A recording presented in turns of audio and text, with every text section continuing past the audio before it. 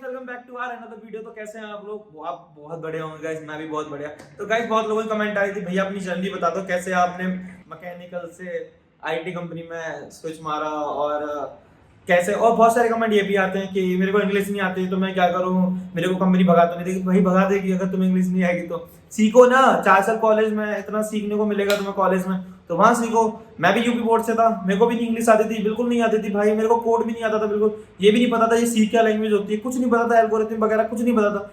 Seriously कुछ नहीं पता था मेरे को, बट सीखा ना। मेरे को सीखना पड़ेगा भाई। अगर तुम्हें आईटी में आना है तो सीखना पड़ेगा, क्योंकि आईटी में अगर तुम्हें लग रहा है पैसा बहुत है, तो फिर पैसा ऐसे नहीं मिलने वाला भाई, सीखना पड़ेगा। तो चलो मैं अपनी जर्नी स्टार्ट करता हूँ गाइस। तो जैसे मैंने कॉलेज में एंट्री ली, तो मैं बता देता हूँ, मेरे को कुछ नहीं आता था, इंग्लिश भी नहीं आती थी, बिल्कुल ब्लैंक था। बस मेरे को सारी सब्जेक्ट आती थी, क्योंकि मैंने यूपी बोर्ड से अपनी स्कूलिंग की है, और एक टाउन एरिया से बिलोंग करता था, तो वहाँ पे मतलब इतना सही स्कूलिंग भी नहीं थी मेरी। तो बट कॉलेज में आया, वहाँ पे बहुत सीखने को मिला। स्टार्टिंग में ही मेरे को कोडिंग सीखने को मिली, तो मैंने बोला कि ये क्या चीज़ है भाई, कुछ नहीं आता था मेरे को। तो धीरे धीरे मेरे को इंटरेस्ट आने लगा सी लैंग्वेज में। और इंग्लिश की क्लासेस चलती थी, तो वहाँ पे इंग्लिश बोलने को मिलता था, तो वहाँ पे सीखो इंग्लिश बोलने के लिए। तो जो लोग इंग्लिश के लिए बोलते हैं ना, तो वो ऐसे सीख रहा हूँ मैं, बोल बोल के। और मैंने आपको बोला है, जितना प्रैक्टिस करोगे ना तो उतना फायदेमंद है। और मैंने इसके लिए एक वीडियो भी बनाई थी, how to learn English speaking course. तो वो अगर वीडियो नहीं देखी हो तो आप वो देख सकते हो, वो बहुत ज़्यादा फायदेमंद है आपके लिए। And guys one more thing, जैसे मैं कॉलेज में आ गया था, मेरे को सी लैंग्वेज सीखने को मिला। तो स्टार्टिंग में रट्टा मार लेता था प्रोग्रामिंग का, मुझे कुछ नहीं आता था। फिर मैंने धीरे धीरे सीखा, लॉजिक दिमाग में लाना लगा कि कैसे ये फ्लो होता है, कैसे क्या चीज़ें हो रही हैं। फिर मेरे को सी आने लगी। मैंने फिर एक फर्स्ट ईयर के बाद ना कोचिंग लगा ली सी की, तो मेरे को सी आ गई। फिर उसके बाद ना, जब आपको ना बेसिक होती है सी, अगर सी आ गया ना तो उससे बहुत सारे कॉन्सेप्ट क्लियर हो जाते हैं। बेसिकली आपके ना जो लॉजिक बिल्डअप करना होना ना, वो आना स्टार्ट हो जाता है, आपके लॉजिक मिलना स्टार्ट हो जाता है। वो ज्यादा इंपॉर्टेंट होता है, क्योंकि बाकी के सिंटैक्स चेंज होते हैं। लॉजिक तो आपको जो आएगा तो वो तो आपका लॉजिक दिमाग से बनेगा ही, सिंटैक्स चेंज होते हैं बाकी लैंग्वेजेस के। तो फर्स्ट ईयर जैसे कंप्लीट किया मैकेनिकल से, तो मैंने मैकेनिकल ली थी, तो मैकेनिकल में मुझे इंटरेस्ट था। फिर उसके बाद सेकेंड ईयर आया, बहुत 2-3 लैंग्वेज और सीखी मैंने, खुद से सीखता रहता था यूट्यूब से। जावा वगैरह मैंने खुद से सीख रखी थी। तो इतना अच्छे से एडवांस लेवल पे नहीं आती थी, बट हाँ मेरे को बेसिक्स वगैरह बहुत अच्छे से आते थे। तो ये सारी चीज़ें मैंने मैकेनिकल में सीखे। बाकी आपको पॉइंटर का ध्यान देना पड़ेगा, क्योंकि पॉइंटर बहुत जरूरी है। क्योंकि अगर 65 थ्रू आउट ग्रेजुएशन चाहिए, 10th-12th में और ग्रेजुएशन में, मतलब इन्फोसिस 65 मांगती है, और बाकी कंपनियां बहुत सारी आईटी कंपनियां 60 मांगती हैं, और बहुत सारी जैसे परसिस्टेंट है वो 75% मांगती है। तो आपको ये सारी चीज़ें सीखनी पड़ेगी। उसके बाद मेरा सेकंड ईयर कंप्लीट हो गया, तो थर्ड ईयर में मैंने भी ऐसे कोई लैंग्वेज सीखी थी खुद से। मैकेनिकल का भी काम कर रहा था, प्रोजेक्ट पे भी काम किया मैंने मैकेनिकल के, उसके बाद लैंग्वेज भी सीखी ऐसे। फिर फाइनल ईयर में इन्फोसिस आई थी, तो मैंने जितनी कोडिंग मैंने सीखी थी सबका रिवीजन कर रखा था। और हमारे यहाँ जो जब इनपी आई थी, तो कोडिंग के इतने राउंड नहीं होते थे, बस क्वांट का होता था, रीजनिंग का, वर्बल का। अभी तो उन्होंने सूडो कोड वगैरह इन पजल्स ऐड कर दिए, बट तब नहीं था ये सारी चीजें। तो ये सारा जब, बट मेरे को कोडिंग आती थी ना, तो मैंने अपने रिज्यूम बहुत सारे कोडिंग के सारे लिख दिए थे, जो जो कोड आता था। और मैकेनिकल की 2-3 सब्जेक्ट लिख दी थी, और प्रोजेक्ट मैंने 2 किए थे कॉलेज में, तो वो लिख दिए थे। बाकी मेरे जो अचीवमेंट थे, मेरे को स्कॉलरशिप मिली थी स्कूल लेवल पे, तो वो सारे मैंने मेंशन कर दिए थे रिज्यूम में।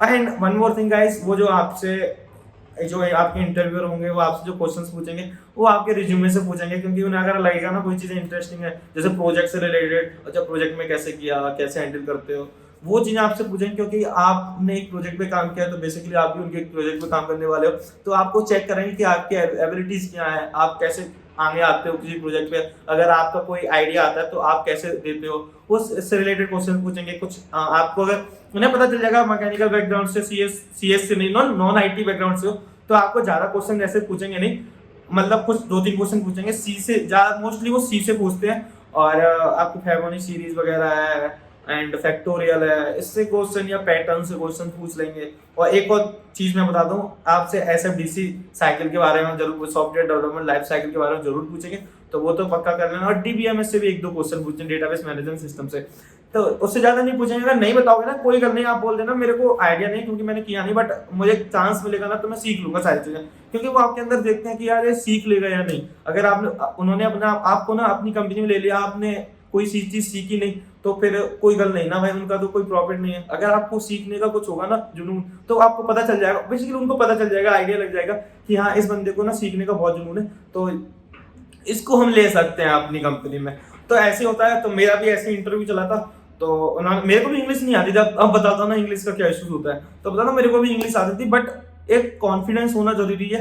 अगर वो नहीं है आपके में अंदर ना, तो फिर बहुत इशू आने हैं। अगर आपको इंग्लिश नहीं आती, आप गुड़गांव गा रहे हो कि यार नहीं मेरे को इंग्लिश नहीं आती, इंग्लिश नहीं आती, तो ये यार ये इशू क्रिएट कर सकता है। बट आपको जो इंटरव्यू देना होगा ना, वो इंग्लिश में देना होगा। बहुत सारे लोग हिंदी भी यूज कर सकते हैं बीच में, इन बिटवीन थोड़ा बहुत, बट प्रॉपर इंग्लिश में ही देना आप। उससे क्या है ना, थोड़ा सा इम्पैक्ट भी अच्छा पड़ता है ना। तो मेरा इंटरव्यू हो गया था। उनको ना मेरा रिज्यूमे बहुत ज़्यादा इंटरेस्टिंग लगा था, क्योंकि उसमें मैंने बहुत सारी लैंग्वेज लिख रखी थी। और उन्होंने पूछा भी था मेरे से, जावा के क्वेश्चन पूछे थे आगे पहले, जावा के फिर उस पे कॉन्सेप्ट पूछे सारे कि क्या होता है, ये कैसे करते हैं, ये बिला बिला सारे क्वेश्चन मैंने बता दिए थे। फिर सीखे उन्होंने फैक्ट्री पे प्रोग्राम लिखवाया था, तो वो भी मैंने लिख दिया था। बाकी फिर उन्होंने प्रोजेक्ट पे इंटरेस्ट दिखाना कर दिया स्टार्ट कि कैसे किया वे तो मैंने सब बता दिया था कि ऐसे किया, ये बिला किया। फिर वो बोले थे कि आपने 2 प्रोजेक्ट किए। मैंने कि हाँ, मैंने एक 3rd ईयर में किया था, एक फाइनल ईयर में। तो बोलते हैं अच्छा। और प्रोजेक्ट जरूरी नहीं है कि आपके अगर आईटी कंपनी में दे रहे हो तो आईटी से रिलेटेड हो, नहीं भाई, वो मैकेनिकल से है तो मैकेनिकल का बता सकते हो, कोई गल नहीं। ये भी मुझे कमेंट आ रही है कि भाई मैं मैकेनिकल से हूँ, तो वो जो प्रोजेक्ट दिखाऊंगा वो आईटी के दिखाऊंगा या नहीं, ऐसा कुछ नहीं है भाई। प्रोजेक्ट जो तुम्हारा है ना, जेन्युइन 4 साल में जो आपने किया है, वो आपको रिज्यूमे में मेंशन करना है ना। फिर उसके बाद उन्होंने मतलब फिर मेरे से पूछने लगे स्कॉलरशिप में कैसे, तो फिर मैंने बताया दिया अपने स्कॉलरशिप का कैसे मिली थी मुझे, कि मैं सेलेक्ट हुआ था। मतलब मेरे कॉलेज में कुछ बंदे सेलेक्ट हुए थे, तो उसमें मेरा भी नाम था। तो फिर ये सारी चीजें पूछी। फिर उन्होंने पूछने लगा कि मैकेनिकल से तो आईटी में क्यों। तो मैंने एक बताया कि भाई मेरे को उसमें इंटरेस्ट है, मैं मैकेनिकल की चीजों को उससे जोड़ना चाहता हूँ। बट वो एक्चुअल में ऐसा कुछ होता नहीं है। वहां पे अगर आप आओगे ना, तो आईटी का ही काम करना होगा, ऐसा कुछ नहीं मैकेनिकल का काम करना होगा। आपको सॉफ्टवेयर पे काम करना होगा। अगर आपको प्रोजेक्ट डेवलपमेंट का काम करना पड़ेगा। और ऐसा भी नहीं है कि आपको आईटी कंपनी में आओगे ना तो डेवलपमेंट के प्रोजेक्ट है, बहुत सारे सपोर्ट के प्रोजेक्ट होते हैं, बहुत सारे, मतलब ऑलमोस्ट सपोर्ट के प्रोजेक्ट होते हैं। तो वहां पे आपको किसी टूल पे काम करना होगा। तो ऐसा नहीं है कि आपको कोड भी लिखना हो। जिनको कोड में इंटरेस्ट नहीं है ना, तो कोई गल नहीं, आपके लिए इजी होने वाला, कोई इतना बड़ा इशू नहीं होने वाला। फिर उसके बाद मैंने आईटी में किया, फिर इन्फोसिस का ऑफर लेटर आ गया। मैं बता देता हूँ, जैसे मेरा देखो सितंबर में हुआ था, 2017 में सितंबर में मेरा कैंपस प्लेसमेंट हुआ था। उसके बाद कोई कम्युनिकेशन नहीं आया था मेरे को। उसके कुछ दिनों बाद मेल आ गया था, 4-5 महीने बाद, कि आपका ये हो गया, शॉर्टलिस्ट हो, आपका इन्फोसिस में हो गया। उसके बाद जो ऑफर लेटर गाइस मेरा आया था ना, वो मेरा मई में आया था, 11 मई को, मेरे को अब भी याद है। उसके बाद 1 महीने बाद मेरी ज्वाइनिंग थी, मतलब 11 जून को मेरी ज्वाइनिंग है, और 11 मई को मेरे का ऑफर लेटर आया था। मतलब ये 1 मंथ का डिफरेंस होता है। तो उसके बाद ये मेरा ऑफर लेटर आ गया। उसके बाद मेरी ट्रेनिंग हुई थी मैसूर में, मैंने वहाँ पर ट्रेनिंग की अपनी सारी। एंड इन्फोसिस में मैंने 3.2 ईयर का टोटल एक्सपीरियंस लिया है। वो टोटल एक्सपीरियंस बहुत ज़्यादा जरूरी होता है। बहुत सारे लोग होते हैं, कहते हैं, कमेंट करते हैं, भैया मेरे को 8 मंथ का एक्सपीरियंस हो गया तो मैं छोड़ दूं। भाई नहीं, ऐसे नहीं छोड़ते कंपनियां, क्योंकि आपकी सिविल खराब हो जाएगी। जब आप किसी कंपनी में रुक नहीं पा रहे तो दूसरी कंपनी क्या बोलेगी, यार ये तो बंदा 8 महीने करके छोड़ दिया। तो आपकी सिविल बहुत जरूरी है। तो कम से कम आज फ्रेशर हो ना, तो फ्रेशर का कम से कम मिनिमम 2 ईयर का एक्सपीरियंस तो आप लेके चलो। 2 ईयर का नहीं तो 2 ईयर मिनिमम लेके चलो, आप एक्स्ट्रा भी ले सकते हो। और आपको नॉलेज होना बहुत जरूरी है, और ये चीज मैटर बहुत ज्यादा करती है। तो मैंने 3.2 ईयर का एक्सपीरियंस लिया इन्फोसिस से। एंड मैंने एसएपी पे भी काम किया, सेल्स फोर्स की प्रोफाइल पे, दोनों प्रोफाइल पे काम किया मैंने। एंड बाकी गाइस मैंने ना फिर स्विच मारना स्टार्ट कर दिया था। तो मेरी 4 कंपनीज में ऑफर आ गए थे। तो मैंने ज्यादा में मारा भी नहीं था, 2 मैंने ना स्टार्टिंग में, मतलब जिनका ऑफर लेटर आ गया ना, उसके बाद एक और मारा था मैंने। मतलब 3 कंपनियों में दिया था मैंने इंटरव्यू, और तीनों में हो गया। बट जिन्होंने ऑफर लेटर मेरे जनरेट नहीं किए थे इनिशियली, है ना, तो मुझे लगा क्या होगा या नहीं। तो मैंने इसलिए 2-3 कंपनियों में दिया, फिर 4 कंपनियां हो गई, फिर एकदम से उनके सारे के ऑफर लेटर आ गए। तो फिर मैंने एक्सेंचर को ज्वाइन कर लिया। और मेरे को उन्होंने जो हाइक दिया था ना, एक्सेंचर वालों ने, वो मुझे 180 से 200 के बीच में हाइक दिया था मेरी सैलरी पे। जो भी मेरी लास्ट सैलरी थी 3.2 ईयर के बाद, उसमें मुझे 180 से 200 के बीच में मुझे हाइक मिल गया था। बाकी का गाइस मैंने यूट्यूब स्टार्ट किया था 2020 में। मुझे ट्रैवल ब्लॉग्स बनाने थे, क्योंकि मुझे एक्सप्लोर करना अच्छा लगता है। तो बट कोविड आ गया। मैंने स्टार्ट भी किया था इनिशियली जो बैक सीट इंजीनियर जिस पे आप वीडियो देख रहे हो, तो वो ट्रैवल ब्लॉग्स के ऊपर ये सारा जो आप मेरे देखोगे ना पहले की वीडियो सारी, तो सारी ट्रैवल ब्लॉग्स पे स्टार्ट किया था मैंने। फिर उसका कोविड आ गया, नहीं हो पा रहा था, फिर हैंडल करना सारा कुछ बहुत ज़्यादा इशू हो रहा था। फिर कोविड की वजह से ना, फिर मैंने घर पे अपना मतलब डेली ब्लॉग्स बनाना स्टार्ट कर दिया। डेली लाइफ में हम क्या करते हैं, कैसे मतलब रहते हैं, क्या करते हैं, क्या खाते हैं, सारा बनाना स्टार्ट किया। फिर उसके बाद मैंने अपनी, जैसे मुझे खुशी होती है ना, जैसे एक्सेंचर से कोई गिफ्ट आया तो मैं आप लोगों से शेयर कर दिया। तो वो वीडियोस मैंने शेयर की थी आपसे, आपने देखी होंगी। आप नहीं देखी ना तो आप देख लेना दोबारा से जाकर। तो वो स्टार्ट किया। फिर उसके बाद धीरे धीरे फिर मैंने ऐसी बहुत सारे लोग पूछते हैं आपकी सैलरी क्या इनफी में, तो मैंने उसके ऊपर वीडियो बना दी थी कि सैलरी स्ट्रक्चर इन्फोसिस की, आपने देखा होगा वो वायरल हो चुकी थी। उस पर लाइक 3 लाख से एबव व्यूज आ चुके हैं और उसी की वजह से मेरे बहुत सारे सब्सक्राइबर काउंट बढ़ गए हैं और डेफिनेटली आप लोग उसी वजह से जुड़े हो मेरे से। और फिर मुझे लगा कि नहीं, मुझे आईटी रिलेटेड वीडियोस डालना चाहिए इस चैनल पे, इसीलिए मैंने ब्लॉग चैनल दूसरा बना लिया है बट्टू ब्लॉग के नाम से। आपको लिंक डिस्क्रिप्शन में मिल जाएगी, आप उसे सब्सक्राइब जरूर कर देना, क्योंकि मैं ना ट्रैवल 100% करने वाला हूँ और उस पर ना सारे पुणे से रिलेटेड, पहले तो पुणे से ब्लॉग्स आएंगे एंड उसके बाद सारे मतलब मैं जितना भी ट्रैवल करूंगा हिमाचल वगैरह आसाम वगैरह, तो वो सारी सीरीज आपको वहाँ पे मिल जाएगी। अभी फिलहाल में मैंने गोवा सीरीज डाली है, उस पर आपको अच्छी लगती है, गोवा एंड पावना लेक की सीरीज डाली है, आपको अच्छी लगती है तो आप चैनल को जरूर सब्सक्राइब कर सकते हो। बाकी up to you. So guys मैं बेसिकली आपको सजेशन दूंगा कि आप जो भी फील्ड में जा रहे हो ना, तो आपको सीखना पड़ेगा हर चीज। ऐसा नहीं है कि आप नहीं सीखोगे तो काम नहीं चलेगा, आपको सीखना पड़ेगा। और एज ए नॉन आईटी मतलब ग्रेजुएट्स के लिए मैं ये बोलूंगा कि भाई जितना होना वो सीखो। अब तो सूडो कोड वगैरह एंड पजल्स उन्होंने ऐड कर दिया और मोस्टली कंपनियां ना आपको कोड भी करवाती हैं आपके वो ऑनलाइन टेस्ट में। तो सी लैंग्वेज ना आपके लिए सबसे बेस्ट है। अगर आपने सी कर ली ना तो आप वो सारे एग्जाम्स निकाल लोगे, इतना हार्ड भी नहीं होता।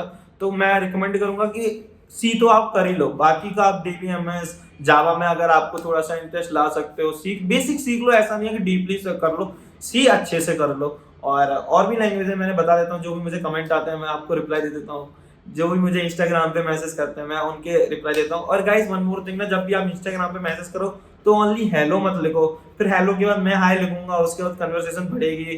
तो आप ना सीधा उस पर मैसेज कर दिया करो कि भाई मेरा ये रिक्वायरमेंट है, मेरे को ये इशू आ रहा है, तो आप प्लीज इसका सॉल्यूशन दे दो, तो मैं उसका रिप्लाई दे दूंगा। बहुत सारे हाई के मैसेज आते हैं ना, तो मैं उसके फिर सीन ही नहीं कर पाता, क्योंकि यार आप समझ सकते हो बहुत ज्यादा मैसेज आते हैं तो सबका मैसेज का रिप्लाई करना इज हार्ड। तो मैं जो लगता है जेन्युइन है और उनके रिप्लाई में कर भी देता हूँ।